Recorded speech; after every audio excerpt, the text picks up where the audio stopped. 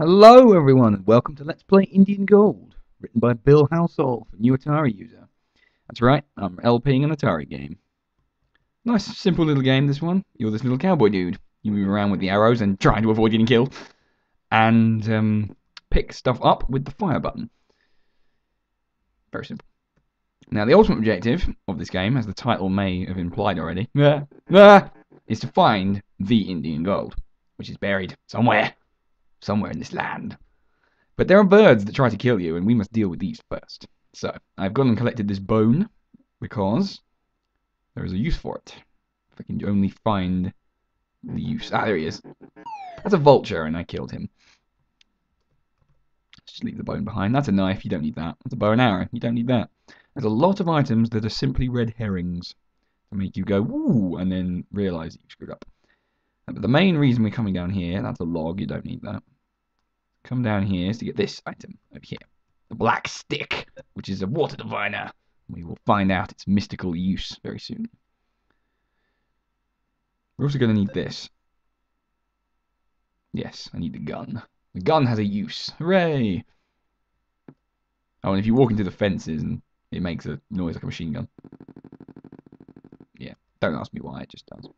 There he is! And we've killed him. Success. Okay. So that's the hen and the vulture both killed. Quite well as a psychotic flying chicken. I don't know. Anyway. So now those are the main two enemies present in this game. They sort of have their own domains. One rules the top half of the world, the other the bottom. And we've killed them. So we are now free of their influence. There are still plenty of ways to die, don't get me wrong. But I'm going to try and avoid them. Because it makes life difficult if you die in this game. Doesn't end the game instantly, but it does make it tricky. So we'll try and avoid that. Anyway, we now need to go this way. Back where we found the bone. That's a pipe. You don't need that unless you want to give the cowboy lung cancer, which I don't. Go up here, and then we go up here. Now, be very careful. This is the marsh, and those black spots will kill you instantly, like everything else. The only way you can spot them is to be holding the water diviner when you enter the room, which does have its own set of problems. But you can be clever about it as well. So if you put something in there, you can get it later. Because you need two items from this corner of the world. That's a boat. I don't think it does anything. Yeah, just boat. It does nothing. You might think, hey, there was that river at on the very first screen. Couldn't you use the boat to cross that? Well, the answer is no. Right, very carefully put it in. There we go. I had a couple of test goes at this where I died in the minute I got into this room. And you can see why. Because it's right now. Okay, we can't actually get out there, so we need to... Oh, there's a death pit there. There we go. Just had to, because they're random each time you go in. So yeah. Anyway, we need to get all of these items out of here safely. You have to be very careful here. Slow movements. Put the water diviner down there. Oh crap! Stupid arrow keys. It's okay. We can come back from this. As I said before, death is not the end of the world. It's a pain. Don't get me wrong, but it's not the end of the world. So take the gun with us. Get rid of that guy. Again, yeah, when you die, all the enemies you may or may not have killed come back. And all the items you moved around stay where they were. And when you die, you drop the item you may have been carrying in the spot you were. But thankfully for me, I was sensible enough to put the water diviner there so I can pick it up, see all the dots, and then put it down again. I'm going to have to go around to get that, I think. Very careful movements here, because one slip, as we found out just a minute ago, kills you instantly. Yeah, you only get one hit. There were no life bars back in the day. It was just one hit. You get hit, you die. And in our cowboy's case, you actually disintegrate. Fade out of existence completely. Right, so now we have recovered the water bottle and the jam jar from the marsh. This is what we needed to do. Just grab the jam jar, put that out, grab the water diviner and put that out as well. We will be needing that again later, but not for now. Let's grab the jam jar. Take that with us. Yes, you wouldn't think a jam jar would come in useful, but it does. It's a nice little touch, that. There's the gun we had earlier. We're going to need to pick up the bone again, which I believe I left down a few screens. So let's just go and grab that quickly. Quickly. Move faster. Come on. Ah! I don't know about anyone else, but those things scare the crap out of me.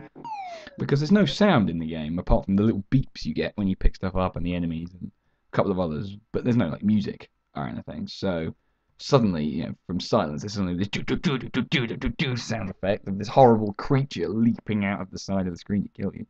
Also, we need to actually go that way in a minute, but we need both the jam jar and the water bottle, so I need to go back and get that. As you can probably tell, there is a lot of backtracking to be done in this game, because there are probably two distinct ends, not endings, ends to like the world that you can reach. One of them's up there, which we've been exploring. Now I've got to go to the other one and then come all the way back again, but it's all good. I'm leaving them there because they're right by the entrance to the start of the game, so if I do die, I can kill the birds off again. Right, now we have both of those items in place, but we can't go that way just yet. There's one more thing we need to do. Yes. Also, I'm talking a lot more than usual because there's no music to cover up dead air. So yeah. Anyway, the water diviner has a further use, and we go this way to discover it. We just very carefully tread onto this. Whoa, that was close. Pop the water diviner down there. And very carefully edge around there and pick up this item, which is a set of beads. Now you might think a set of beads not that important in the grand old scheme of things, but as is frequent with this game, it'll surprise you with which items you actually do require and which ones are useless. So let's take these beads and run very fast this way back towards where we left the jam jar and water bottle, which we need both of, incidentally. So let's put the beads down for a sec. There. Grab the water bottle. Now this is why you need the water bottle, because this is a desert, and as you may know, you drown. You drown if you go into a desert, because deserts are made out of water. Idiot. You get dehydrated if you stay in a desert too long without water. Now, I'm not entirely sure if you can just walk along holding the water bottle, or if you do actually need to keep picking it up and dropping it like I've been doing. I've never been clear, so I feel safer doing that. The reason I have the jam jar will become clear soon as well. Also, this desert is kind of evil because it has warps in it. If you try and explore the lower right, I think it is, of the desert, the map sometimes flicks over to a different screen. I'll finish explaining that in a minute after I explain what just happened.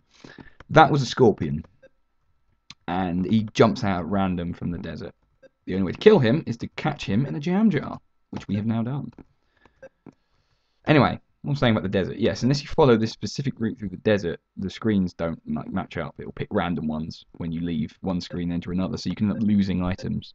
And if you're not holding your water bottle at the time, that can kill you quite happily. Right, so we put that there. The jam jar is now reusable. Although I would prefer it to have been on the other side or whatever. Now, we're not quite finished yet, because as you saw on that screen, there's a line of Indians with arrows drawn, and if we go anywhere near them, they will kill you. Now, the eagle-eyed among you may have figured out what I have to do. And you may have figured out the significance of the beads. And the two incidents are in fact connected. I think crossing the desert is probably my least favourite part of the game, because it's not that it's hard, it's just it's a little bit nerve-wracking, because you're not ever completely sure how much time you've got before you die. And you have to keep picking up the water bottle to make sure that doesn't happen. That's why I keep doing this, sort of switching between them, and then moving and then going back and all that jazz. I think so long as you're holding the water bottle or you've picked up the water bottle, you're fine. But I never like to be held to that. Right, let's put that there and take the beads, and if you're holding the beads, the Indians disappear, because apparently you're trading with them or some shit. I don't know. Anyway, the beads are no longer useful, so let's put them back down. Now then, the next part of my master plan. That is Weed Killer. I'm not really sure how they figured that out. That is the gallows, and if you walk into it, you die. Don't ask me how that works exactly, it just does. That's a landslide, and that is an axe, even though it doesn't look anything really like one. Now, I can't remember exactly where you use the axe, but it might be here. Nope, it is not. Okay, then it's somewhere else. Yeah, the axe opens the door of a house. And all the doors of the houses, I think there are 3 or 4 in the game, are locked. And you have to open them using specific items. The axe is one of them. You just hack the door into chunks.